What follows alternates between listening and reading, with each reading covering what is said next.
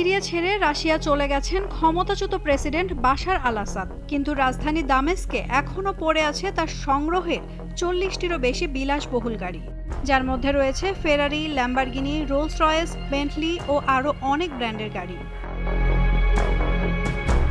সোমবার দামেস্কের প্রধান প্রাসাদের কাছাকাছি একটি গ্যারেজ থেকে আসাদের গাড়িবহরের ছবি ও ভিডিও সামাজিক যোগাযোগ মাধ্যমে ছড়িয়ে পড়ে। মার্কিন সংবাদ মাধ্যম CNN এই ফুটেজের সত্যতা যাচাই করেছে। ওই ভিডিওতে দেখা যায় কয়েকটি লাল রঙের ফেরারি F50, যার প্রতিটির বাজার মূল্য $30 লাখ বেশি, একটি ল্যাম্বরগিনি, রোলস রয়েস এবং বেন্টলি সহ বিভিন্ন ব্র্যান্ডের গাড়ি। অন্তত একটি গাড়িতে দামেস্কের লাইসেন্স প্লেট লাগানো ছিল। ভিডিওতে সিরিয়ার উৎসুক জনতাকে গ্যারেজের গাড়িগুলো পর্যবেক্ষণ করতে দেখা যায়।